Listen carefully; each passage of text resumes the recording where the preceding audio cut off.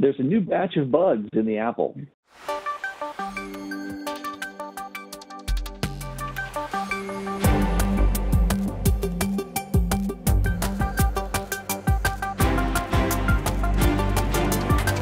Good afternoon, Mike. You have some story about Apple updates from iPhone users. Is there any update regarding the recent Pegasus 0-day? Any details you can fill in?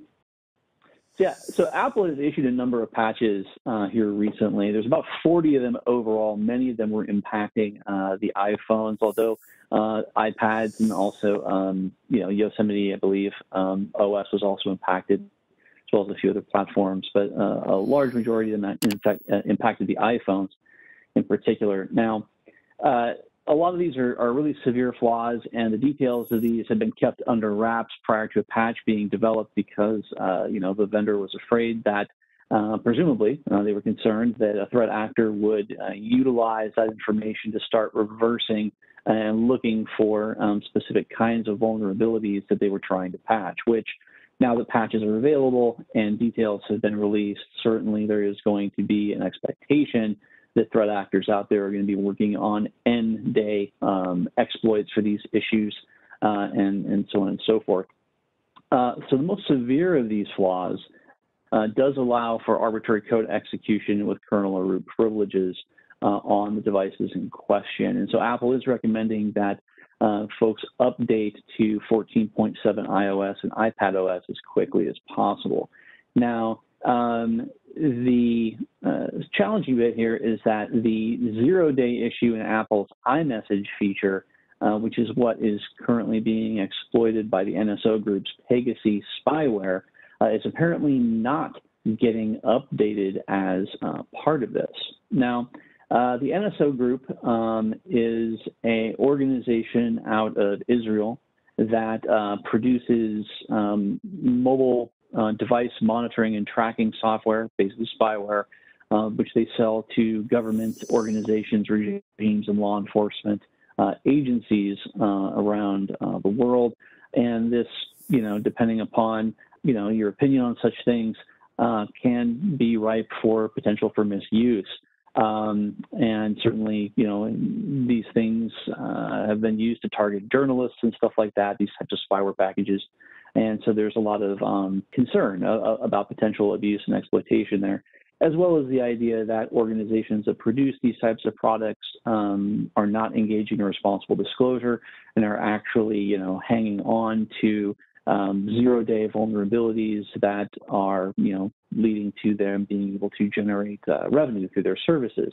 And this leads to the opportunity that other threat actors that are more nefarious in nature might identify these same vulnerabilities and exploit them.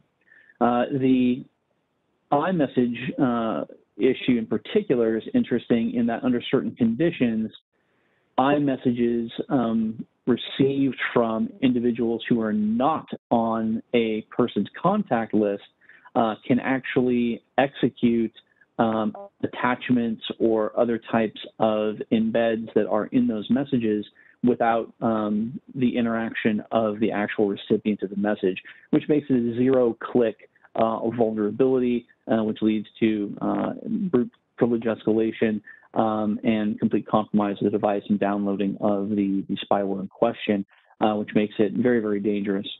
Unfortunately, that particular flaw has not yet been fixed by Apple, although there is a lot of pressure from various organizations out there for Apple to take action and address that as quickly as possible. Beyond that, though, there were a number of other issues inside the WebKit that powers the Apple Safari browser that could lead to arbitrary code exploitation as well. But in those cases, a user would have to actually take action, download some maliciously crafted web content, and interact with it in some way. While normal users, your day-to-day individuals really aren't at a lot of risk, particularly for the threat of government observation spyware, the real risk here is that some of these exploits could be identified in that end-day kind of scenario and used by less scrupulous threat actors to target individuals, particularly individuals in roles of authority inside of organizations or other enterprises that they're looking to get a foothold into, and then leverage that as a leaping off point for other types of malicious activities, whether those be ransomware related, extortion related, what have you. So certainly, these things are happening all the time. I always marvel at the fact that, every week it seems like there's a number of these kinds of high profile 0 days that we can chat about.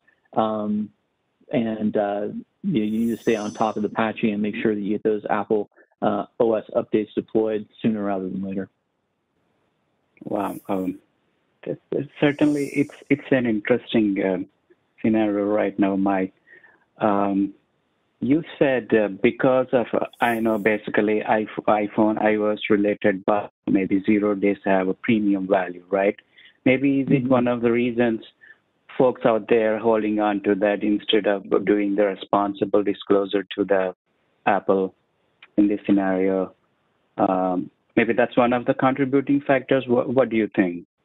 Absolutely. The gray market value for exploits really across platforms, increases, but particularly for platforms like the iPhone, that is, generally a closed ecosystem and has generally been, seen as having, fairly strong security. 0-click root level, remote exploits that don't need to be side loaded or anything like that. Those will go for a premium in the gray market of, upwards of $1 million US. So there's certainly a lot of financial motivation to engage in these types of activities. Okay. Another second question to you is there any further notification, maybe further inclination that Apple is going to release the patch for this iMessage anytime soon?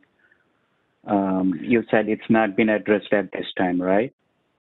Yeah, it hasn't been addressed yet. I would expect that they would be looking to make some changes there. There have been some, industry requests. At minimum, Apple could, enforce messages that were sent to people that were not, or from people not in your contact list, that they be treated in a different way, sort of sandboxed in some manner. That seems to be one potential mechanism of, kind of addressing the issue. Okay. But, we'll have to stay tuned for that. Okay. Well, definitely, I would like to keep an eye on that one. And also, I assume that there are no workarounds right now for this iMessage bug, right?